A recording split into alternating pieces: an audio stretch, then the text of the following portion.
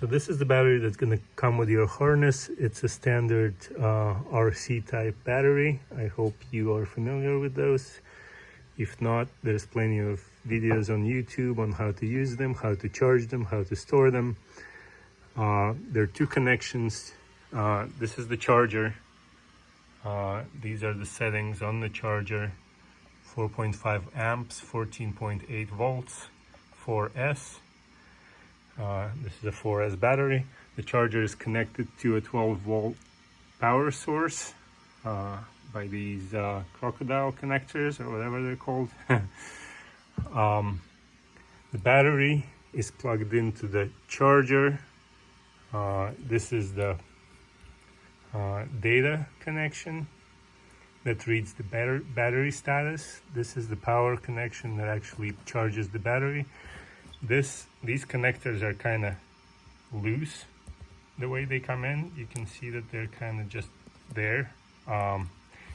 You can get a connector like this in probably any kind of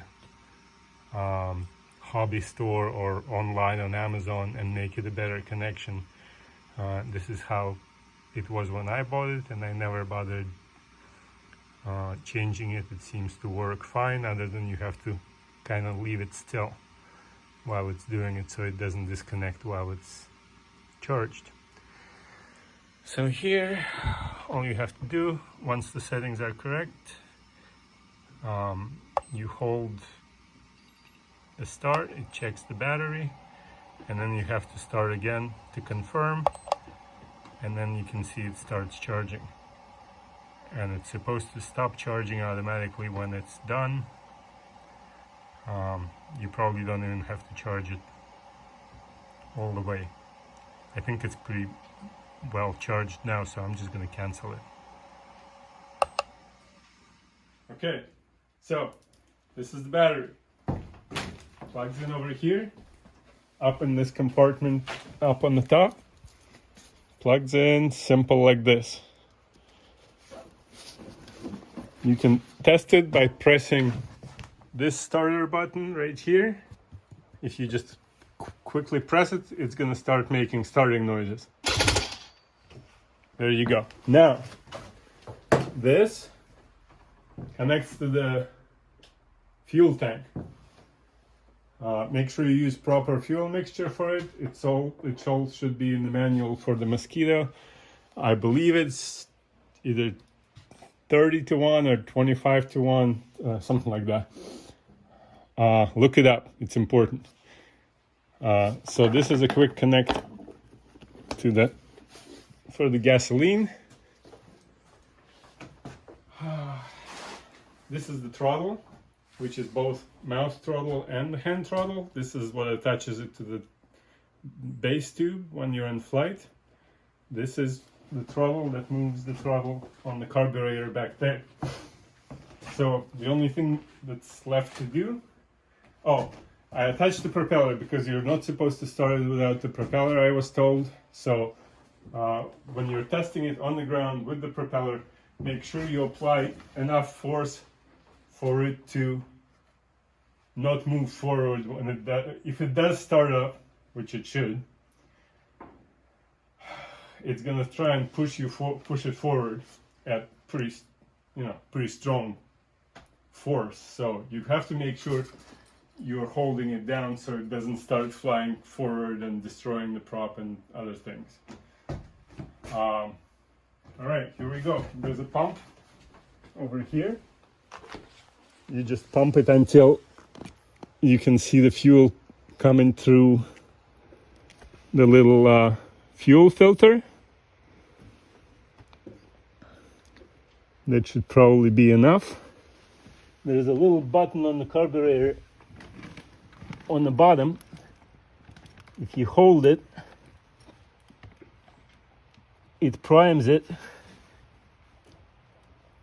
and that's how, like, if it starts getting wet, that's how you know. Let's see. I'm not seeing any fuel coming yet.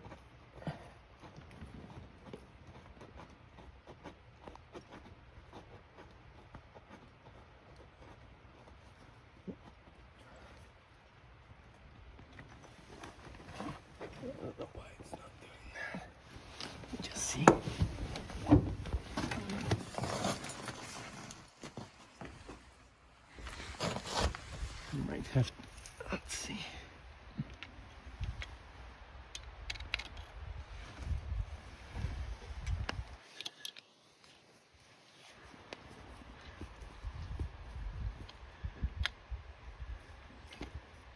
I think that did it.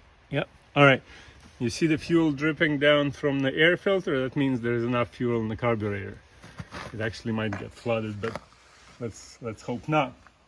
Next step, I'm gonna come back here. There's the choke. You pull it out when you start it. You also pull it out to kill it once you're done. So now all I have to do is come on this side.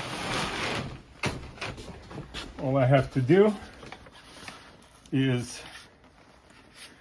pull on the choke, press the starter button and the throttle.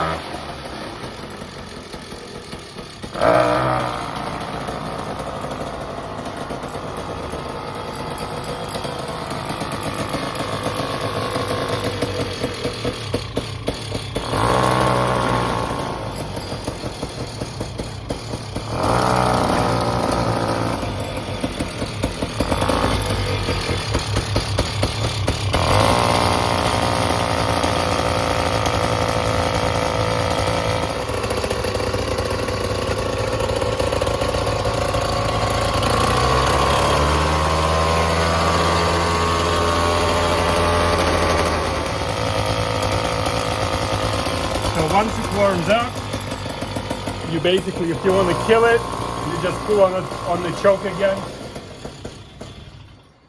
and that should kill the motor. That's about it. That's how quickly it starts. It's been probably sitting idle for, I don't know, about 6 months now. And that's it. There are some extra parts.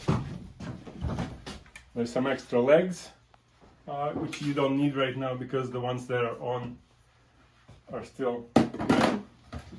This is the halfway broken air filter that was originally on it. This is the other one I bought that doesn't quite fit, but it should fit with just slight modifications. And I also bought just a simple filter that's attached to it right now, which I'm also probably going to disconnect for shipping, but it's going to be in the same box or in the same bag.